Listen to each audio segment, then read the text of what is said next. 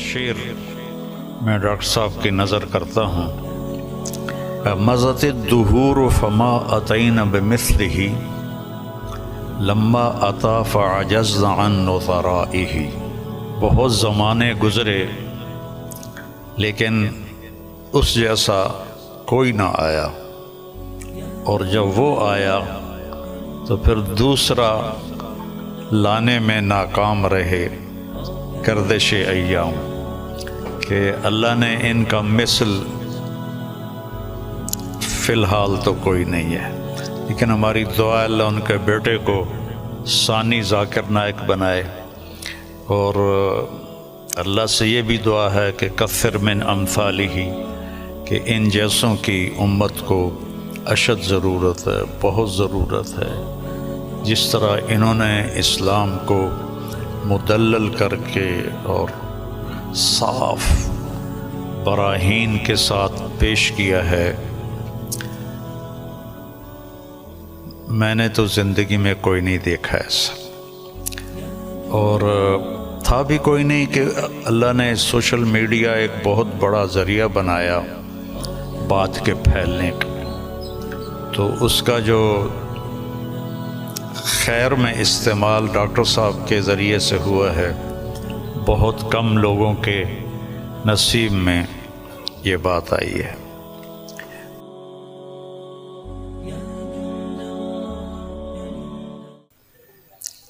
ہم سب ڈاکٹر ذاکر نائک صاحب دامت برکاتہم کی کے استقبال میں یہاں جمع ہوئے ہیں، اور مجھے میزبانی کا شرف اللہ نے بخشا ہے۔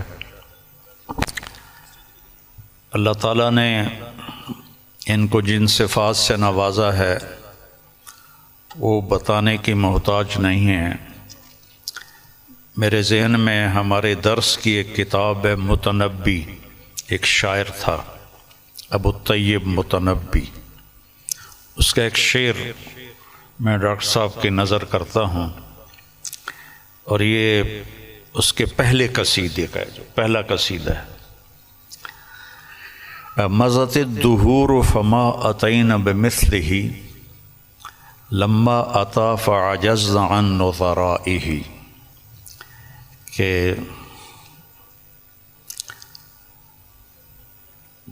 بہت زمانے گزرے لیکن اس جیسا کوئی نہ آیا، اور جب وہ آیا تو پھر دوسرا لانے میں ناکام رہے گردش ایام۔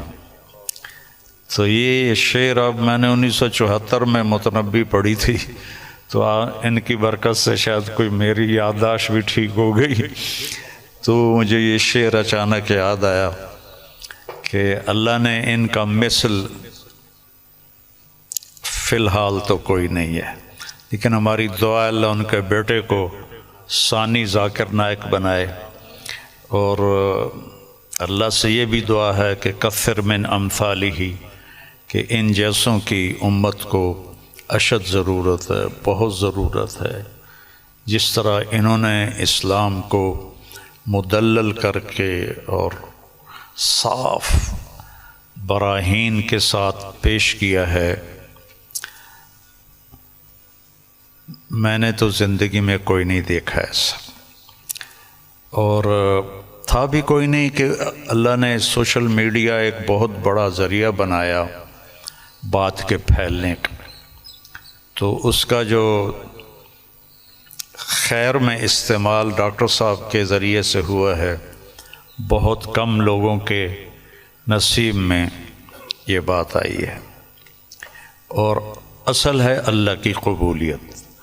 ڈاکٹر صاحب کی اردو بھی کمزور ہے، چونکہ اردو ان کی لینگویج نہیں۔ آپ کی کیا لینگویج ہے مدر لینگویج؟ انگریزی، لیکن ویسے آپ بمبئی کے ہیں؟ جی ہاں بمبئی کے، تو ہندی بات کر لیتے، ہاں، لیکن تعلیم ہوئی انگریزی میں، تعلیم انگریزی میں ہوئی ہے نا، تو اردو کمزور ہے، عربی لہجہ کمزور ہے، لیکن قبولیت بہت اعلیٰ درجے کی ہے۔ تو نہ کالی کو دیکھے نہ گوری کو، پیا جس کو چاہے سہاگن وہی ہے۔ تو یہ وہ اللہ کی پسند ہے، نہ کالی کو دیکھے نہ گوری کو دیکھے، پیا جس کو چاہے سہاگن وہی ہے۔ تو یہ اللہ کا انتخاب ہے، اللہ تعالیٰ نے ان کو اس کام کے لیے چنا۔ ڈاکٹر ہیں اور ڈاکٹری کرتے، پیسہ کماتے، مر جاتے، کون جانتا، لیکن انہوں نے من ترک شیئا للہ عوضہ اللہ خیرا منہ، جو اللہ کی رضا کے لیے کسی چیز کو چھوڑتا ہے تو اللہ اس کو اس سے بہتر چیز عطا فرماتے ہیں۔ تو یہ ہم اپنی آنکھوں سے دیکھ رہے ہیں، اور اللہ تعالیٰ ان کی صحت، ان کی عافیت سلامت رکھے، تاکہ یہ اسی طرح اللہ کے دین کا کام کرتے رہیں اور دعوت اسلام دیتے رہیں۔ تبلیغ کا کام تو ہے تذکیر، نصیحت، کیونکہ ہم مسلمانوں میں کر رہے ہیں، ہم غیر مسلموں میں نہیں کرتے۔ ڈاکٹر صاحب کو اللہ نے توفیق دی کہ انہوں نے اہل باطل کو، اہل کفر کو اللہ کی طرف بلایا، اور کتنے لوگ ان کے کھاتے میں اسلام لائے، یہ تو قیامت کے دن نہیں پتہ چلے گا، اور ان کو تو پتہ بھی نہیں ہوگا، لیکن اللہ کے پاس تو ساری گنتی موجود ہے۔ اور لَأَن يَهْدِيَ اللَّهُ بِكَ رَجُلًا وَاحِدًا خَيْرٌ لَكَ مِنْ حُمْرِ النَّعَمِ یا خَيْرٌ لَكَ مِمَّا طَلَعَتْ عَلَيْهِ الشَّمْسُ، ایک آدمی کا تیرے ذریعے سے ہدایت پہ آ جانا، ہدایت تو اللہ دیتا ہے، نبی بھی نہیں دے سکتے، ایک آدمی کا تیرے ذریعے سے ہدایت پہ آ جانا پوری دنیا کے مل جانے سے بہتر ہے، پوری دنیا۔ تو بس یہ میں تھوڑا سا چاہتا تھا کہ جو کہ یہ میرے مہمان بنے ہیں، لیکن تھوڑے سے کلمات ڈاکٹر صاحب کے بھی ہم سننا چاہتے ہیں۔ الحمدللہ والصلاة والسلام علی رسول اللہ وعلی آلہ وصحبہ اجمعین، اما بعد، ومن احسن قولا ممن دعا الی اللہ وعمل صالحا وقال انی من المسلمین، رب اشرح لی صدری ویسر لی امری واحلل عقدۃ من لسانی یفقہوا قولی۔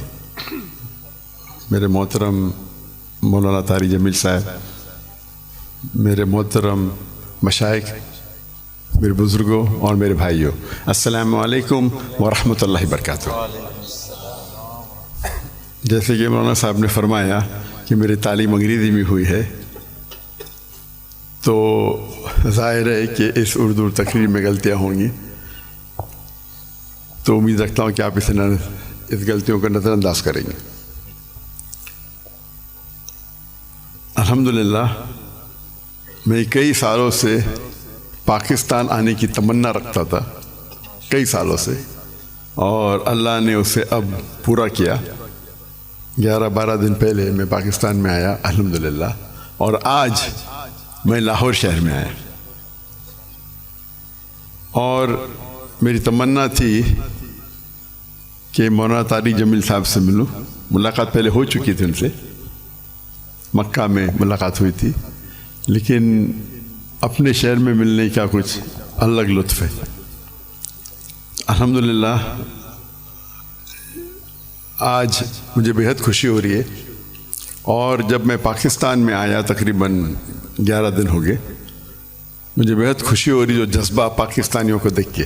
الحمدللہ میں ان کا جذبہ تو باہر دیگر مذاہب میں دیکھ چکا ہوں، جب ملاقات ہوتی ہے گلف کنٹری میں، چاہے Dubai who, Saudi who, Qatar who, Kuwait who, you کے ہو، لیکن الحمدللہ، اور مجھے لگتا ہے کہ جو پوٹینشیل ہے پاکستانیوں کا وہ بہت ماشاءاللہ بہت ہائی ہے، اور پاکستان ایک واحد ملک ہے پوری دنیا میں جو اسلام کے نام پہ الگ ہوا، واحد ملک۔